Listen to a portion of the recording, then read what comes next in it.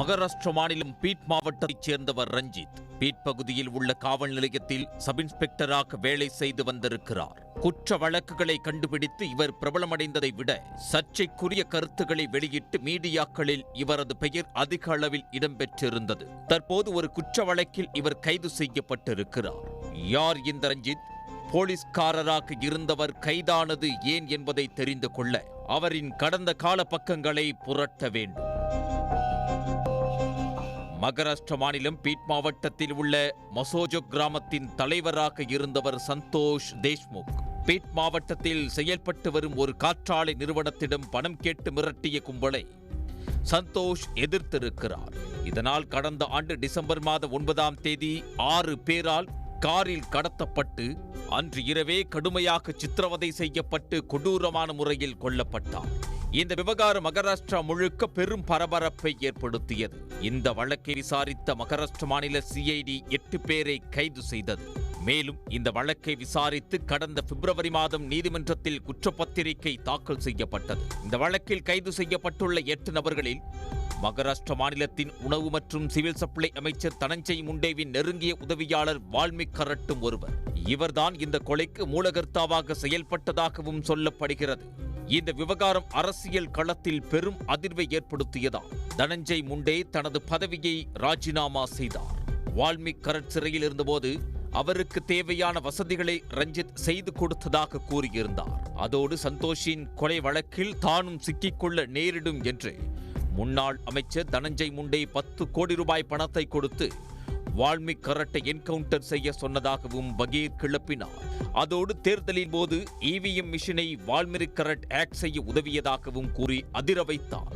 அவ்வப்போது அரசியல் தலைவர்கள் பற்றியும் பழங்குடிகள் பற்றியும் அவதூறு கருத்துக்களை வெளியிட்டு வந்ததால் மகாராஷ்டிர காவல்துறைக்கு பெரும் தலைவலியாக மாறியிருந்தார் ரஞ்சித்.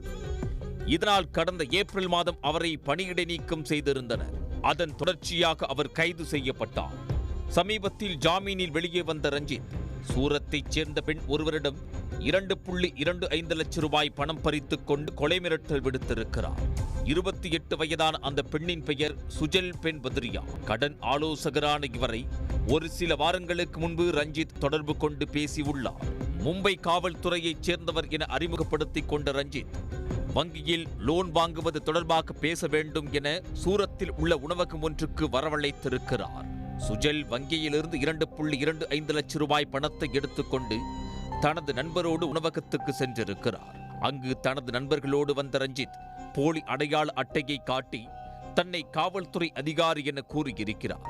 மேலும் சட்டவிரோத செயல்களில் சுஜல் ஈடுபட்டதற்கு தன்னிடம் ஆதாரம் இருப்பதாக கூறி அவரிடம் இருந்த 2.25 லட்சம் ரூபாய் பணம், செல்போன் ஆகியவற்றை பறிமுதல் செய்து கொண்டு விசாரணைக்காக சுஜலை காவல் நிலையத்துக்கு அழைத்துச் செல்வதாக கூறி காரில் ஏற்றியிருக்கிறார். சிறிது தூரம் சென்றதும் சுஜலையும் அவரது நண்பரையும் கீழே இறக்கிவிட்டு இந்த சம்பவம் தொடர்பாக யாரிடமாவது ஏதாவது சொன்னால் என்கவுண்டரில் கொன்றுவிடுவதாக மிரட்டிவிட்டு தப்பிச் சென்றிருக்கிறார். இச்சம்பவம் தொடர்பாக பாதிக்கப்பட்ட பெண் காவல் நிலையத்தில் புகார் அளிக்கவே வழக்கு பதிவு செய்த போலீசார் தலைமறைவாக இருந்த ரஞ்சித்தை கைது செய்திருக்கிறார்கள். பணம் பறிப்பு, கொள்ளை, மோசடி, கொலை மிரட்டல் என பல்வேறு காவல் நிலையங்களில் ரஞ்சித் மீது 7 குற்ற வழக்குகள் பதியப்பட்டிருக்கிறது. சுஜலை ஏமாற்றியதைப் போல ரஞ்சித் வேறு யாரையாவது மிரட்டி பணம் பறித்திருக்கிறாரா என்ற கோணத்தில் போலீசார் விசாரணை நடத்தி வருகின்றனர். மேலும் அவருடன் வந்த நபர்களையும் தேடி வருகின்றனர். உடனுக்குடன் செய்திகளை தெரிந்து கொள்ள சன் நியூஸ் பெல் ஐகானை கிளிக் பண்ணுங்க.